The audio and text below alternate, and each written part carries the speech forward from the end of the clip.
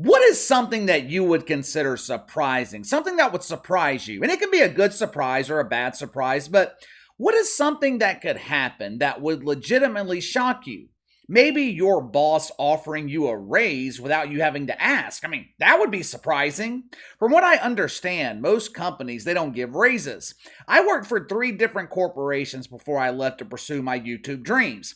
15 years across 3 different companies. You know how many times they offered me a raise without me having to ask? 0.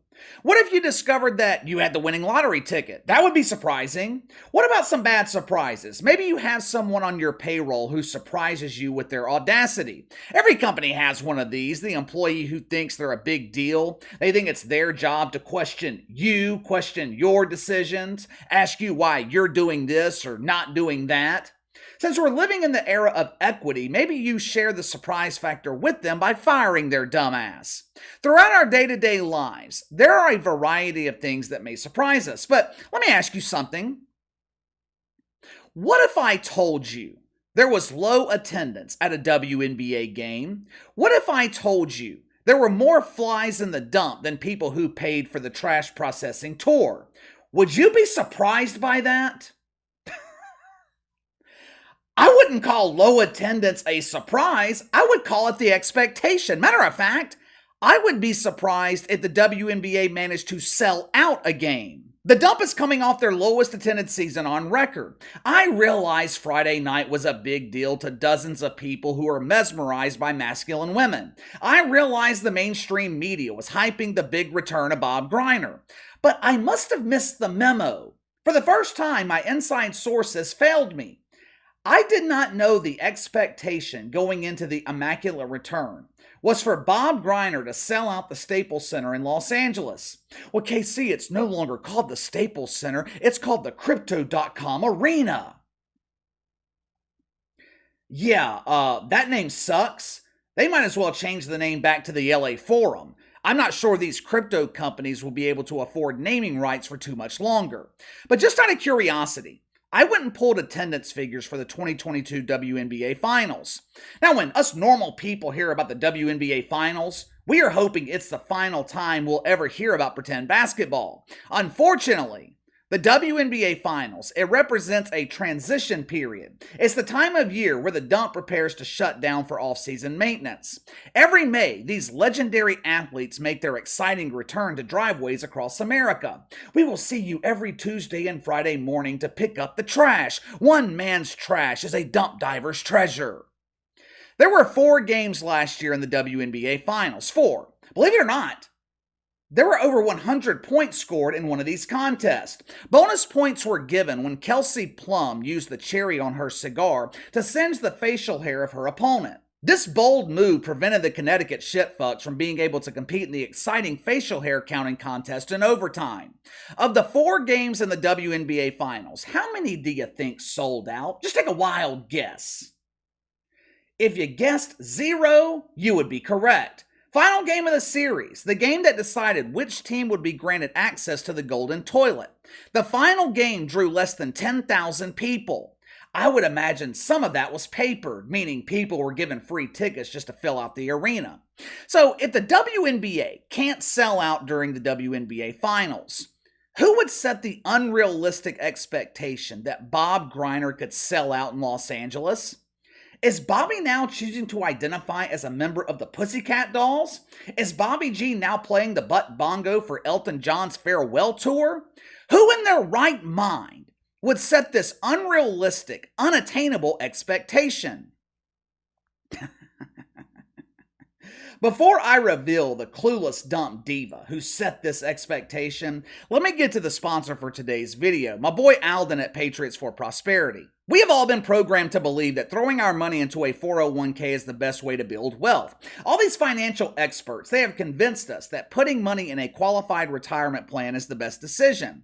Seems to me, banks benefit the most. They have our money locked away for decades, and if we ever want to access our money too soon, we get penalized. How dare you ask for your own money? Luckily, we have a better option available. Have you guys ever wondered where the super wealthy keep their money? Walt Disney, JCPenney, Donald Trump? They use what my friends at Patriots for Prosperity call the Liberty Asset. Been around over 150 years, never failed to turn a profit. Instead of having the bank's best interest in mind, my friends over at Patriots for Prosperity, they have your best interest in mind. They will help you find the best place to store your wealth. And the best part is, you always have access to your money, and it grows tax-free. I have been working with Alden all weekend getting myself set up with the Liberty Asset. I encourage you to do the same. Go to www.thelibertyasset.com/behindtheline or click the link in the description below to see if the Liberty Asset is right for you. All right. Believe it or not, the dump diver who set this expectation, it wasn't Brittney Griner. It wasn't the diva of dump divas, Kathy Engelbert. It wasn't even Adam Silver, the alien diva, who has spent the last few weeks fighting off the advances of the Star Trek virgin Mike Freeman. The person responsible for setting this expectation chooses to identify as Vanessa Nygaard. KC, who in the hell's Victor Nelson? Vanessa has enjoyed a minimum wage career in the WNBA that has spanned 3 decades. Vanessa is quite the accomplished dump diver. During her younger days, when she was responsible for riding on the back of the garbage trucks, she worked dumps in 4 different cities. 3 of those 4 dumps went out of business. She got her start coaching in the WNBA as an assistant in San Antonio. Can you guess what happened there? They went out of business. Vanessa played a full season for the LA Sparkle, so she's used to playing games in Los Angeles in front of rows of empty sections, which is why I was incredibly confused when Vanessa Nygaard expressed her shock, her outrage, when legal and illegal citizens of Los Angeles did not fight traffic to witness the return of Bob Griner. Over the weekend, a clip was circulating Twitter showing comments made by Phoenix Mercury head coach Vanessa Nygaard. She wanted you to know she was real mad. I am shocked and outraged by this blatant lack of support. She was not mad that her team was dominated by the LA Spankers. She wasn't upset because the hot dog stand ran out of woke wieners. Vanessa was pissed off by the lack of support for Bob Griner. Even with free ticket giveaways, even with some tickets going for 5 pesos, Los Angeles refused to show their California love to Bobby G. Watch for yourself. Come on, LA. Like, we didn't sell out the arena for BG. Like, I expected more, to be honest, right? Like, it was great, it was loud, but how was it not a sellout?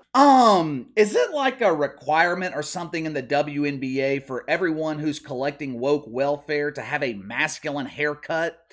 It's like they're all in this competition to remove the hair on their head and have it put on their face. Vanessa Nygaard, she should know better. There is no way you can convince me that she really believed that Bob Griner would sell out in Los Angeles. Just 2 weeks ago, Vanessa had a front row seat to the diminished influence of Bob Griner. Their first game in Phoenix, after the BG spent last year on a Russian vacation, hadn't played in front of the dozens of hometown fans in nearly 2 years. For the first time since 2021, people in Phoenix had the opportunity to see Bob Griner in person, and they couldn't fill the first 2 rows. If people in Phoenix don't give a shit about Brittney Griner, why would you expect people in Los Angeles to care? Hell, she couldn't get people in her own hometown to care. Back in December, Brittney Griner, she was fresh off of Vlad's hospitality.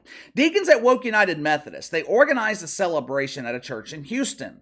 The event was open to the public. They invited everyone to come and hold hands as they worship their risen king. You know how many people showed up? About 24. Half of those were members of the media who were paid to be there to cover up the fact that it was a huge embarrassing failure and make people believe that everyone is excited that Bobby is home. Earlier today, ratings were released for the Immaculate Return Friday night. If I remember correctly, I told you guys the number would be close to 500,000 viewers. I said the NHL would draw between 1 and 2 million. 500,000 would stick around out of curiosity to watch Brittney Griner. Turns out, I was pretty damn close. 683,000. Now, I'm not going to lie to you. That is a great number for the WNBA. It was a late shave off. The shaving cream wasn't applied until 11:15 on the East Coast. Most people were ready for bed by the time the game started. So, it is impressive that Brittney Griner drew 683,000. The The question is, will the WNBA be able to maintain that momentum? I don't want to say it's easy, but it's easier to pop a good rating for a one-time event, especially when you've had months to promote it. 683,000. That is more than double what the WNBA typically draws in the regular season. Will this be the season of evolution? Will 2023 be the year the WNBA is finally recognized in the mainstream? Will unknown dump divers become household divas? No. First off, that game Friday night was absolutely horrendous. It was not a good showing for the WNBA. But even if it was tightly contested, if Bob Griner had dumped 2 trash bags at the same time, none of that would have mattered. Because the WNBA is still missing the one thing that could make this league successful: relatability. They don't have relatable players. One of the biggest problems in the WNBA, they can't get women to watch. You know why my girlfriend watches Vanderpump the Woke Wiener and Real Housewives of Sheboygan? You know why she watches all those girly Bravo shows? Because she can relate to the characters. She enjoys the drama. All these nicely dressed middle-aged women crying because they caught their husband spanking off to the Pepperidge Farm guy. A lot of women can relate to being cheated on by their spouse. Now, of course, most male cheaters, they are banging real women. They're not spray painting the cookie box, but you get the point. My girlfriend cannot relate to Brittney Griner. Your wife, she can't relate to Chiny Agu Mike. On the flip side, the only way to get men interested in the WNBA, present attractive women. You want the league to be competitive to keep their interest, but to get their interest initially, you need to market your most beautiful players. Who does the WNBA market and promote? Natasha Cloud, captain of the LGBT Army. Bob Griner, captain of the Russian Army. ESPN is promoting the so-called Big Three in New York City. Yeah. Go check it out for yourself. If you're the WNBA, you have got to promote your strengths. Everyone knows the product on the court sucks. It is not even close to being real basketball. But believe it or not, there are some beautiful women playing in the WNBA. There are some players in this league that have relatable backgrounds, relatable stories. There is a way to increase interest in the WNBA. They just don't do it. Instead, they promote the players that most of America detest. You can't sell the redemption story with Brittney Griner. Most people ain't buying it. They are still pissed off that a military veteran was left behind in a Russian jail while Bob Griner's over here tag teaming the woke cucumber. Now, to her credit, Brittney Griner is saying all the right things when it comes to the national anthem. Her perspective on the national anthem has completely shifted, or at least it has publicly. But that doesn't matter. Her image is already tarnished. Market players women can relate to, and maybe they'll watch. Market players men find appealing, maybe they'll watch. Keep doing what you've been doing the last 27 years? No one will give a shit. But give me your thoughts. Vanessa Nygaard expresses her fake outrage because Los Angeles refused to support Brittney Griner. WNBA pops a decent rating for her return game, but do you think they can maintain that number the rest of the regular season? You let me know. Sound off in the comments below. Make sure to like and subscribe. Click the notification bell to receive all notifications from the channel. Best way to contact me is by email at btlkc84@gmail.com, KC_BTL84 on Twitter. I'll see you guys tomorrow.